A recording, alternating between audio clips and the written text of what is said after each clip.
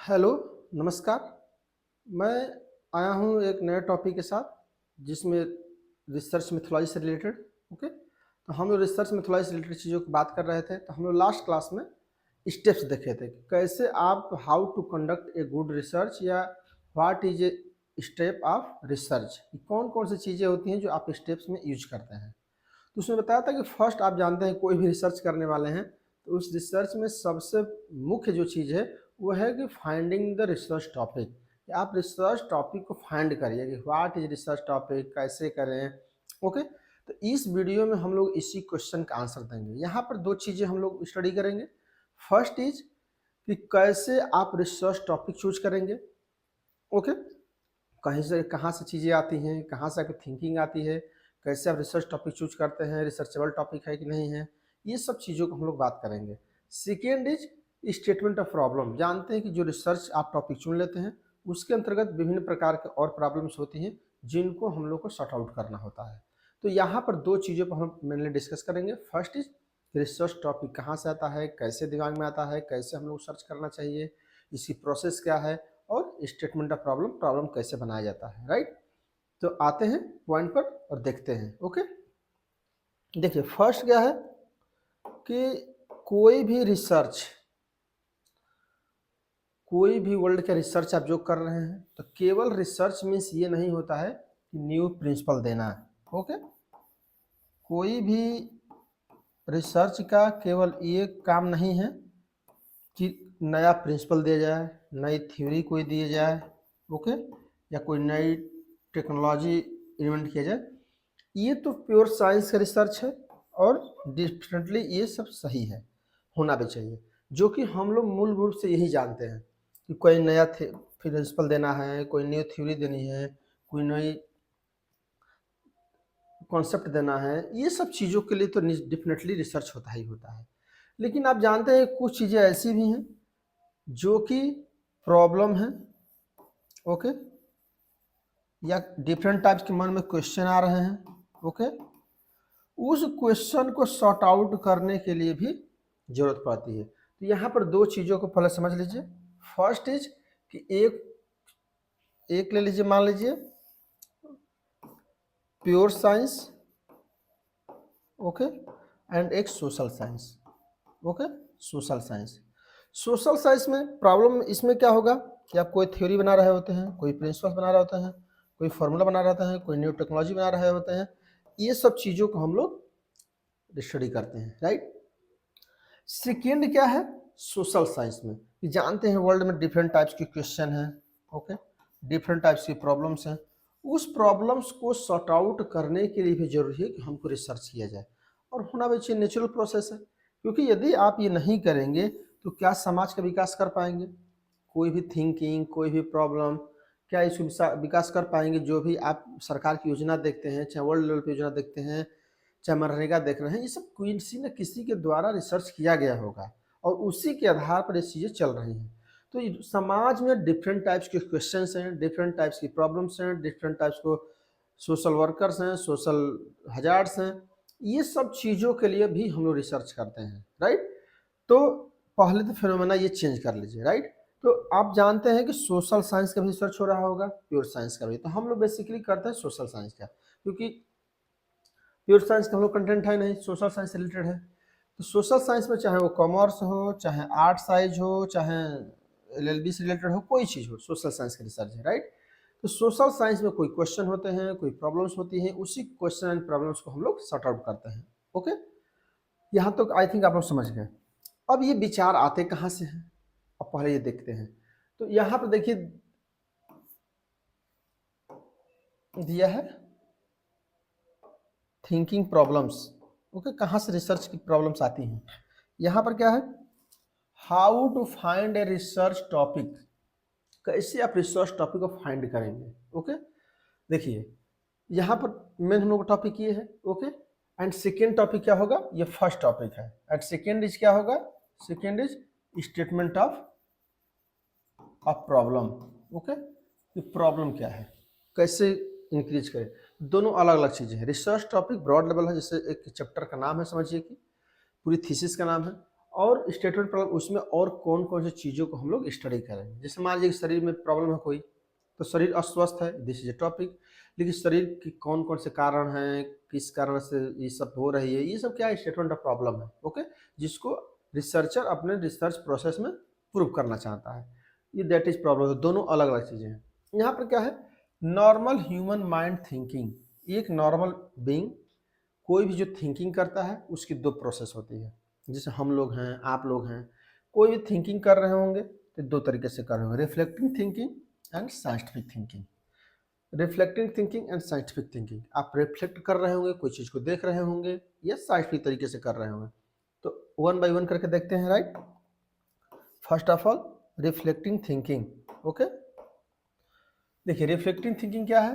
Reflecting thinking means the reflecting thinking implies two components, mastery of the situation or contents plus divergent thinking or creative thinking। यहाँ पर क्या है कि जो चीज़ें आप पढ़ रहे होते हैं, रीडिंग कर रहे हैं कोई, ओके, कोई बुक्स पढ़ रहे हैं, क्लास ले रहे हैं, इस क्लास के द्वारा जो सिचुएशन है या कोई सिचुएशन आप देख रहे हैं, ओके, या कोई इंसिडेंट देख रहे हैं, घटना, ओके, ये सब चीज़ें जब आप देख रहे होते हैं तो आपके माइंड में डिफरेंट टाइप्स के क्वेश्चन आते हैं। अब ये क्वेश्चन दो तरीके से होते हैं, या तो कन्वर्जेंस होता है या डाइवर्जेंस होते हैं। कन्वर्जेंस में डिफरेंट टाइप्स के प्रिंसिपल्स हैं और कन्वर्ट करके एक मेजर प्रॉब्लम बनाया जा रहा है। और डाइवर्जेंट मीन्स डाइवर्जेंट किया जा रहा है, यहाँ से ऐसे जाया जा रहा है, राइट। क्या इसकी प्रॉब्लम हो सकती है, कौन कौन सी और प्रॉब्लम हो सकती है, डाइवर्जेंट थिंकिंग। तो ये सब चीज़ें इस पर हम लोग करते हैं, राइट। क्रिएटिव थिंकिंग आप जानते हैं कि रिसर्च बेसिकली है ही, मूल चीज़ ये है कि आपके माइंड में जितना क्रिएटिविटी रहेगी उतना ही आप रिसर्च कर पाएंगे। यदि आपके माइंड में क्रिएटिविटी नहीं है तो कोई रिसर्च नहीं कर पाएंगे। क्रिएटिविटी मीन्स कोई भी टॉपिक पर बहुत व्यापक रूप से सोचने की क्या आपकी कैपेसिटी है, दैट इज क्रिएटिव थिंकिंग। कि आप क्रिएटिव सोच रहे हैं, कुछ नया सोच रहे हैं, क्योंकि सबकी माइंड अलग अलग है, उसी माइंड के अनुसार सब लोग सोच रहे होते हैं। ओके, तो कन्वर्जेंट, डाइवर्जेंट, रिफ्लेक्टिव। तो कन्वर्जेंट होगा या तो कोई प्रॉब्लम को कन्वर्ज करके चीज़ों को निकाला जा रहा होगा, या डाइवर्जेंट अलग अलग तरीके से तोड़ कर निकाला जा रहा होगा। ओके, तो कन्वर्जेंट तरीके से भी किया जा सकता है, डाइवर्जेंट तरीके से भी रिफ्लेक्टिंग किया जा सकता है, राइट। अब आते हैं नेक्स्ट पॉइंट पे। नेक्स्ट क्या है, साइंटिफिक थिंकिंग, जो कि सबसे ज़्यादा बेस्ट यही है, साइंटिफिक थिंकिंग। क्योंकि सबसे ज़्यादा जो प्रॉब्लम्स एराइज होती है वो इसी की तरह होती है, क्योंकि साइंटिफिक थिंकिंग है। ओके, अब देखिए साइंटिफिक थिंकिंग क्या है। This scientific thinking is defined as inductive and deductive. देखिए जो मैं लास्ट क्लास में बताया था कि इंडक्टिव एंड डिडक्टिव रिसर्च क्या होता है, इसी की बात की जा रही है, राइट। तो inductive mode and deductive mode of thinking और reasoning in which on seek to explain the uniformity of nature by the appealing to experience. अब क्या होता है कि रिसर्च साइंटिफिक में दो तरीके से होते हैं, मैं बताया भी था।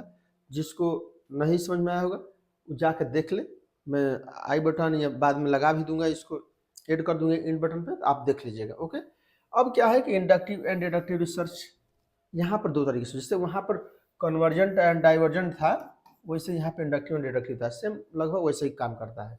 ओके, इसलिए वहाँ पर मैं ज़्यादा टाइम नहीं दिया, क्योंकि ये ज़्यादा साइंटिफिक है, ज़्यादा अप्रोचेबल है, सब लोग इसी से यूज करते हैं, तो इसलिए मैं इस पर आ गया, राइट।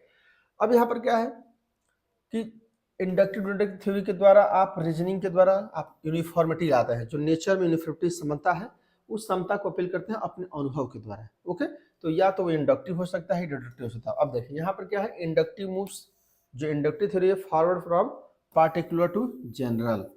ओके, तो मैं एग्जाम्पल बताया था कि जैसे मान लीजिए कि यूपी है, इसके डिफरेंट डिस्ट्रिक्ट्स हैं।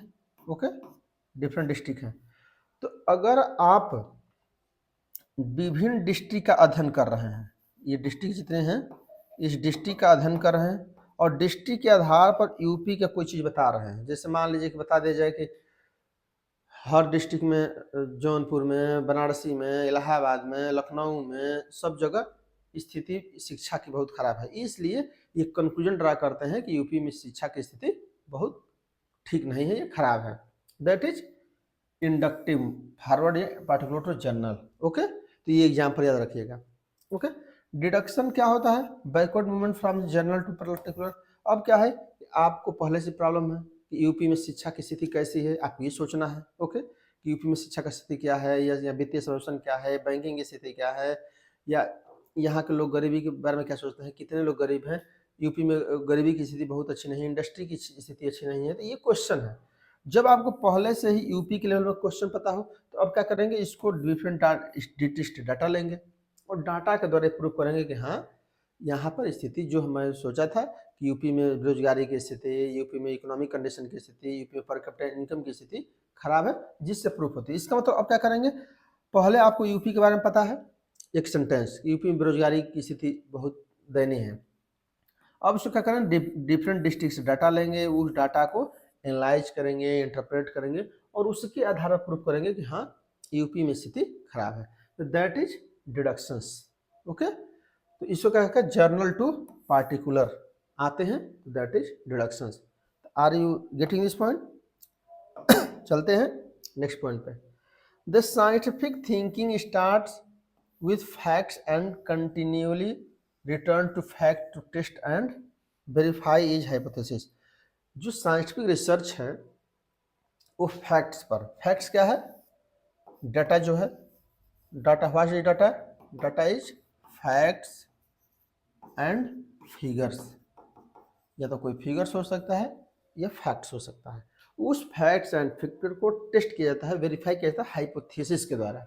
जैसे यहाँ पर डिस्ट्रिक्ट में लिया था ना, डिस्ट्रिक्ट से जो भी डाटा लेंगे उस डिस्ट्रिक्ट के डाटा को, फैक्ट्स को, फिगर्स को आप हाइपोथेसिस की तरफ प्रूव्ड करेंगे, तब जा करके रिसर्च स्टार्ट होता है, ये माना जाता है। राइट, नेक्स्ट क्या, it is based on empirical evidence and establish causes and effect relationship. तो यहाँ पर क्या होगा, एम्पेरिकल एविडेंस मीन्स व्यवहारिक रूप से। ओके, व्यवहारिक रूप से होना चाहिए, व्यवहारिक रूप से एविडेंस लेते हैं, उसके एस्टेब्लिश करते हैं। क्या एस्टेब्लिश करते हैं, कारण या प्रभाव, किस कारण से ये प्रभाव पड़ रहा है। ओके, मान लीजिए कि यहाँ पर वाटर में कोई पोल्यूशन है या आर्सेनिक ज़्यादा हो गया है, उसके समय हमें देखना है, तो आप देखेंगे कि क्या कारण है यहाँ पानी में आर्सेनिक बढ़ने का और उसका हेल्थ पर क्या प्रभाव पड़ रहा है। तो दैट इसके लिए भी आप रिसर्च कर रहे होते हैं और इसके लिए भी डाइवर्जेंट यूज करेंगे या कन्वर्जन यूज करेंगे या इंडक्टिव या डिडक्टिव यूज करेंगे। जैसे मान लीजिए आ गया यूपी में पानी की स्थिति में आर्सेनिक बहुत ज़्यादा है, दैट इज ए प्रॉब्लम। अब क्या करें, डिफरेंट डिस्ट्रिक्ट में जाएंगे, डिस्ट्रिक्ट से डाटा लेंगे, डाटा को अध्ययन करेंगे, तब देखेंगे कि ये क्या कारण था, उसका क्या प्रभाव है। तो ये क्या है, दैट इज रिसर्च। इस प्रकार से करते हैं, या तो कोई एम्पिरिकल एविडेंस है जो व्यवहारिक रूप से एविडेंस आपके पास हो, नहीं इसके कारण ये हुआ था, और एविडेंस नहीं है तो आप कारण और परिणाम प्रभाव देखते हैं कि किस कारण से ये प्रभाव पड़ रहा है। राइट, नेक्स्ट क्या है, the source of evidence are based on the following methods. अब ये सोर्स ऑफ मेथड कहाँ कहाँ से आ सकते हैं, ऐसे समझिए। फर्स्ट क्या है, कस्टमर एंड ट्रेडिशनल, और क्या है, कस्टम्स। कस्टम क्या है, जो आपकी परंपरा है, जो आपकी परंपरा चली आ रही है उससे आ सकता है। एंड ट्रेडिशन, जो आपके कस्टम्स एंड ट्रेडिशंस आ रहे हैं, जैसे जो पहले से कल्चर आ रहा है उस कल्चर से भी आपको मिल सकता है। अथॉरिटी, कोई अथॉरिटी से मिल सकती है। पर्सनल एक्सपीरियंस, आप पर्सनल पढ़ रहे हैं, कुछ बुक्स पढ़ रहे हैं, कुछ सुन रहे हैं, कोई वीडियो देख रहे हैं, कोई इंसिडेंट्स देख रहे हैं, कहीं पर जा रहे हैं तो ऑब्जर्व कर रहे हैं, इससे भी आ सकता है। सिलोजिस्टिक रीजनिंग या सिलोजिज्म, आप रीजनिंग पढ़े होंगे, उसके से भी आ सकता है। Self evident proposition and scientific inquiry and experimentation, या सेल्फ एविडेंस के द्वारा प्रोपोजिशन के द्वारा कर सकते हैं या कोई एक्सपेरिमेंट के द्वारा। ओके, तो ये सब चीज़ों से आपको क्वेश्चन प्रॉब्लम आ रहा होता है। तो ये ज़्यादा साइंटिफिक है, इसको डेफिनेटली याद रखिएगा कि किस प्रकार से रिसर्च के लिए हम डाटा को या टॉपिक्स को चूज करते हैं, कैसे हमारे माइंड में थिंकिंग आती है, इस थिंकिंग की बात की जा रही है। तो फिर से मैं रिवाइज कर दे रहा हूँ, आपकी जो थिंकिंग आती है या तो डिडक्टिव आएगी तो इंडक्टिव आएगी। डिडक्टिव आएगी इसका मतलब कि पहले आप डिस्ट्रिक्ट का अध्ययन करेंगे, सॉरी पहले आप को एक होल लेवल पर प्रॉब्लम पता होगी, उस प्रॉब्लम को डिफरेंट सेक्टर में जाकर के स्टडी करेंगे और उसको प्रूव करेंगे क्या जो होल लेवल पर प्रॉब्लम है इसी कारण से है कि नहीं, दैट इज डिडक्टिव। और इंडक्टिव क्या है कि आप डिफरेंट डाटा को लेंगे, स्टेट को, उसके बाद आप बताएंगे ये प्रॉब्लम है कि नहीं है। तो ये इस प्रकार से लेंगे। आपको बता दें उसके बाद क्या होगा, particular to general, general to particular, और यहाँ पर बताया कि फैक्ट्स एंड फिगर्स होंगे जो कि काजेज एंड इफेक्ट्स देखे जाएंगे, और ये कहाँ से आ रहे होंगे, एविडेंस से, कस्टम ट्रेडिशन से, अथॉरिटी से, पर्सनल एक्सपीरियंस से, सिलोजिस्टिक से, सेल्फ एविडेंट प्रोपोजिशन से, या एक्सपेरिमेंट से, कोई एक्सपेरिमेंट कर रहे हैं उससे भी आ रहा होगा। तो ये सब चीज़ों से आपके माइंड में क्वेश्चन आते हैं। ओके, तो फर्स्ट ऑफ ऑल हम लोग क्या देखें कि किसी भी व्यक्ति को रिसर्च करते समय कहाँ से क्वेश्चन आ रहे होते हैं, राइट। चलते हैं नेक्स्ट पॉइंट पर। नेक्स्ट क्या है, आइडेंटिफिकेशन ऑफ प्रॉब्लम। अब पहचान करनी है आइडेंटिफिकेशन ऑफ प्रॉब्लम की। ओके, अब देखिए यहाँ पर स्टेप्स हैं, उस स्टेप को ध्यान में रखते हुए आप प्रॉब्लम को सॉर्ट आउट करेंगे, कैसे सर्च किया जाता है। ओके, अब देखिए कैसे प्रॉब्लम सॉर्ट आउट करेंगे। First, determining the field of research in which a researcher is keen to the do research work. तो first of all you are decided to subject area. Okay, subject area, मान लीजिए कि आप commerce के हैं तो marketing में करेंगे, कि एचआर में करेंगे, कि इनकम टैक्स में करेंगे, फाइनेंशियल इंक्लूजन में करेंगे, किस में करेंगे। मान लीजिए आप एमबीए से हैं तो इस सब के चीज़ देख लेंगे। आप मान लीजिए हिंदी लिए हैं तो हिंदी में विवेकानंद जी पर करना है, कि कबीर दास जी पर करना है, कि सूरदास से रिलेटेड करना है, कि लिटरेचर से रिलेटेड करना है, कि हमको कोई व्याकरण से रिलेटेड चीज़ें करना है। आपको पहले चूज करना है कि लिटरेचर से करना है, किससे करना है। तो आपको first of all you are decided to how या who subject are choose. Okay, तो यहाँ पर क्या है, फर्स्ट स्टेप हमेशा ध्यान रखना है, पहले आप सब्जेक्ट चूज करेंगे।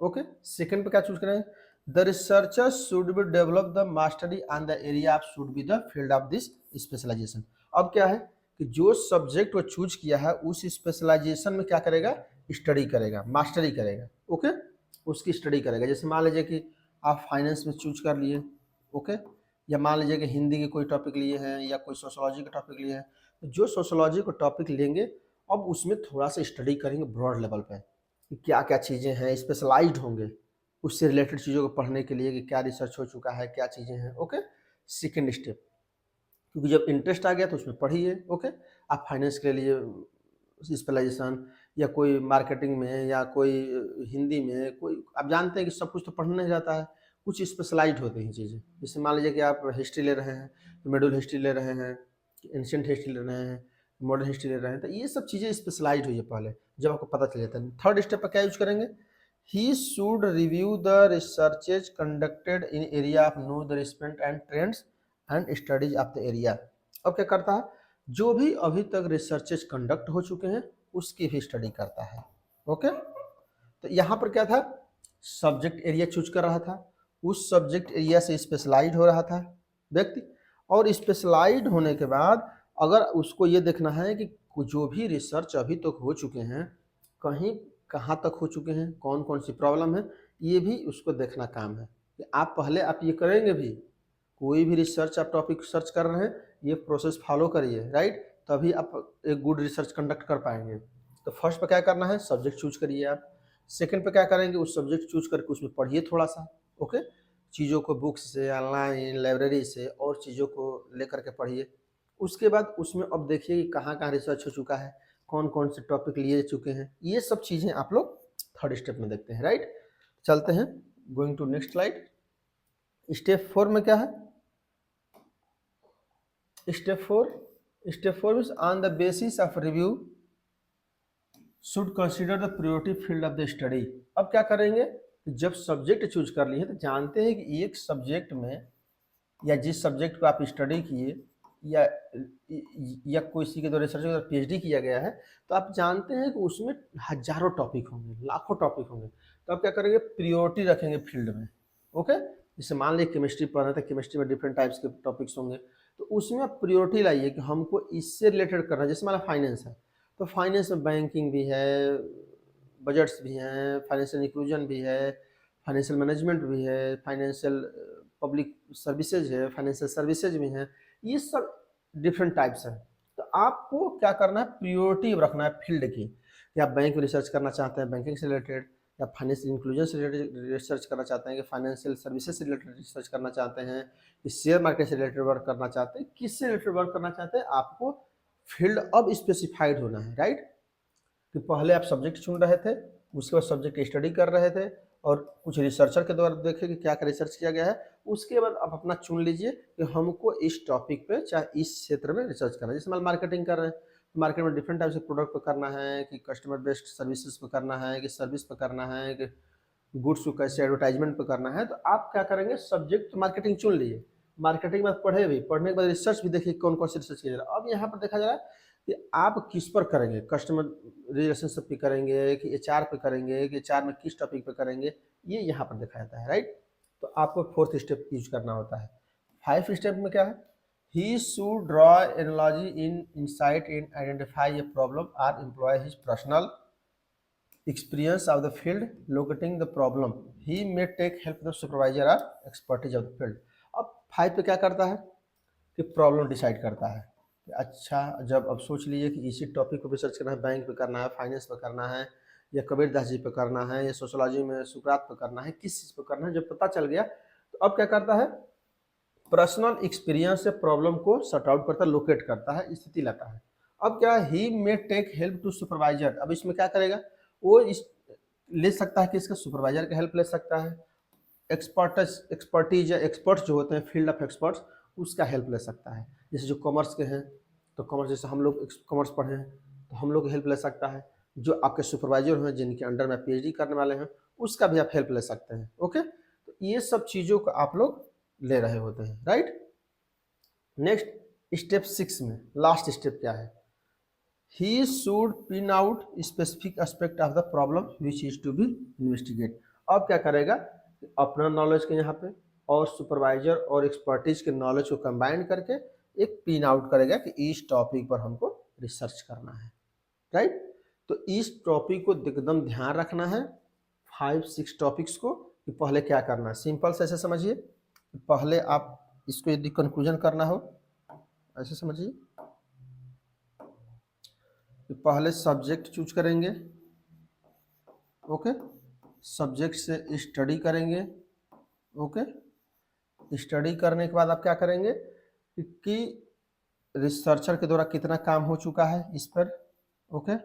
जब ये हो जाएगा तो यहाँ पर क्या करेंगे, अब प्रियोरिटी रखेंगे टॉपिक पे, या चैप्टर कह लीजिए, या टाइटल कोई कह लीजिए, या इस पर करेंगे।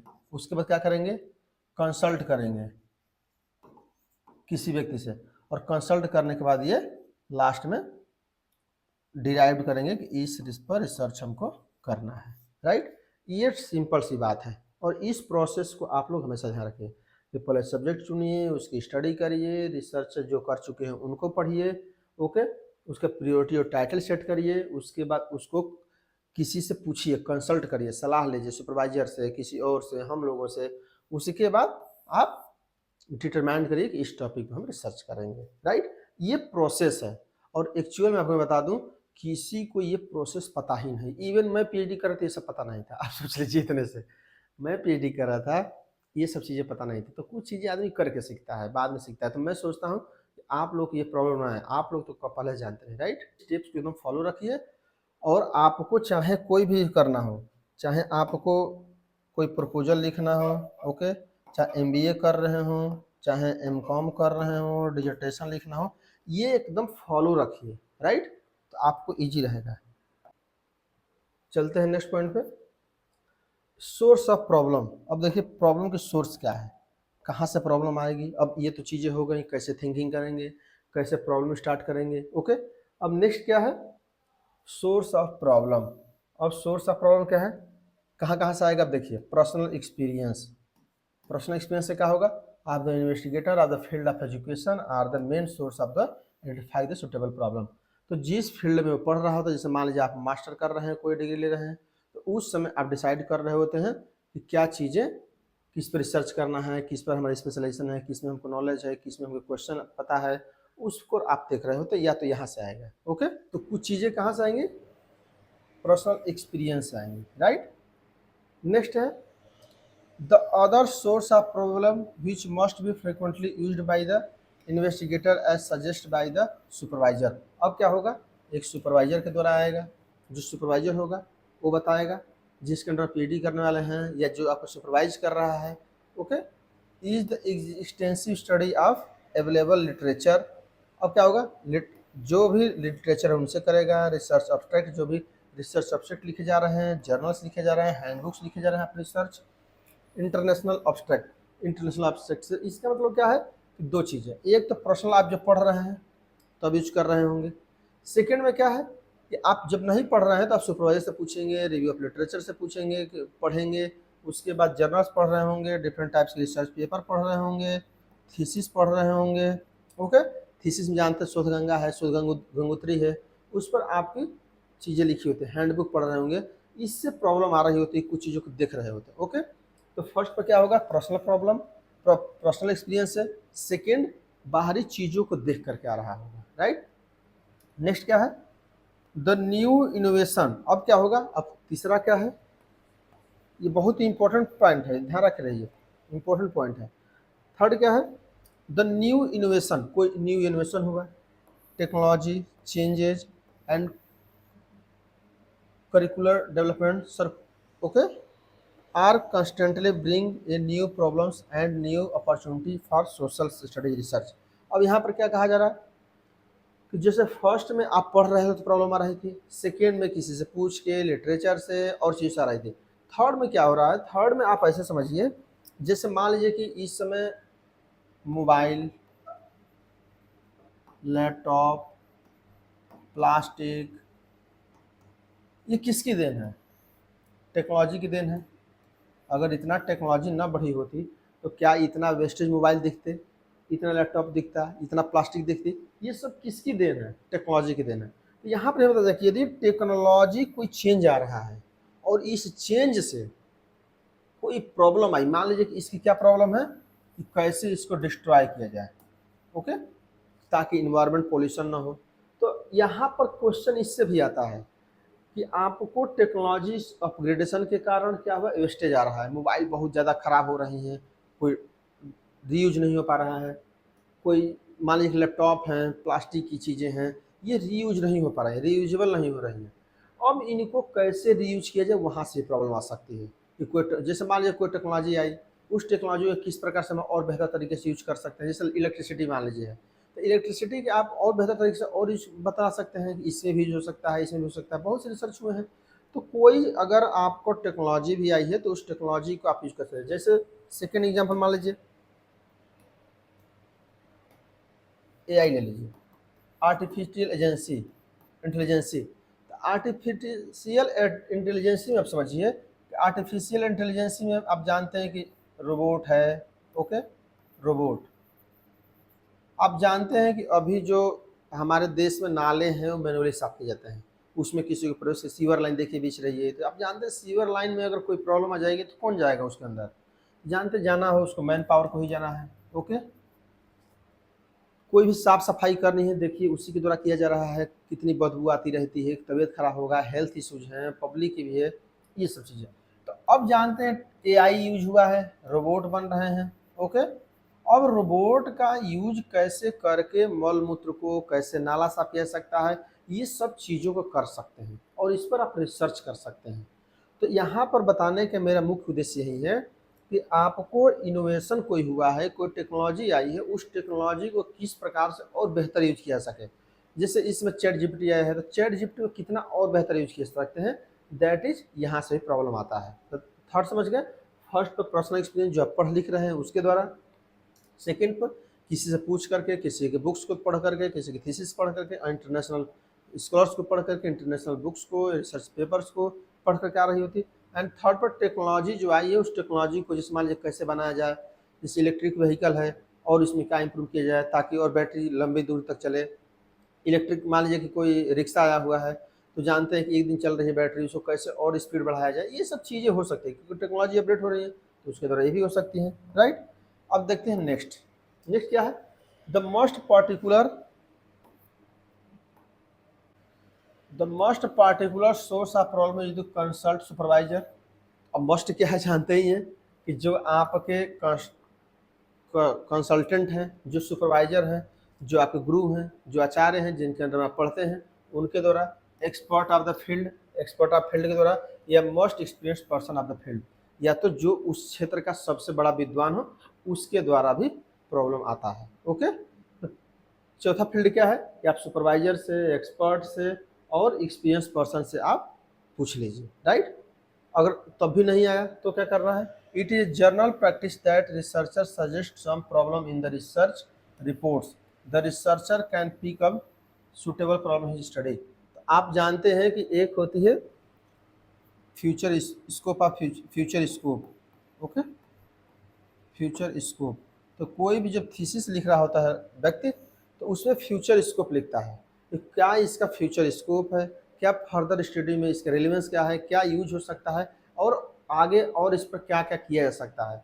तो अगर लास्ट में ये भी नहीं पता चल रहा है तो आप थीसिस पढ़ लीजिए और थीसिस में जो क्वेश्चन रिसर्च स्कॉलर के द्वारा डिराइव किया गया है उसी पर आप रिसर्च कर दीजिए। ओके, सिंपल सी बात है। तो यहाँ पर क्या करना है, सिंपल सा, तो यहाँ पर ऐसे समझिए कि कहाँ कहाँ से आ रहा है, चीज़ों को समराइज करिए। पहले आप पर्सनल, ओके, एक्सपीरियंस के द्वारा कर रहे हैं। सेकेंड में आप किसी से पूछ रहे हैं, सुपरवाइजर से पूछ रहे हैं। ओके, आफ्टर दैट आप मान लीजिए कि यहाँ पर एक्सपर्ट की राय ले रहे हैं। ओके, अच्छा यहाँ पर एक चीज़ टेक्नोलॉजी से वाला था, टेक्नोलॉजी वाला चीज़ें, टेक्नोलॉजी के कैसे इम्प्रूव किया जाए, कैसे यूज किया जाए, इसके संबंध कैसे सोशल प्रॉब्लम को दूर किया सके। और लास्ट में यहाँ पर है कि जो रिसर्च स्कॉलर हैं यदि अपने थीसिस में कोई प्रॉब्लम छोड़े हैं फर्दर स्कोप के लिए, फर्दर स्टडीज़ के लिए, फ्यूचर स्कोप के लिए, आप उस पर रिसर्च कर लीजिए, राइट। तो आप ये ध्यान रखिए कि यहाँ चीज़ों से आप पीएचडी करते हैं, right. Are you getting this point? चलते हैं नेक्स्ट पॉइंट पर। आशा है कि आप लोगों को बहुत अच्छा समझ में आएगा। अब यहाँ पर क्या था, ये टॉपिक आपको समझ में आ गया। अब यहाँ तक क्या था कि आप टॉपिक कैसे डिसाइड करेंगे कि इस टॉपिक पर रिसर्च करना है। अब इससे पहले जितना पढ़ाया गया था सब टॉपिक था। अब उस टॉपिक के अंतर्गत आपको प्रॉब्लम देखना होता है कि किस प्रॉब्लम पर हमको रिसर्च करना है, क्योंकि बहुत से प्रॉब्लम रखना पड़ता है।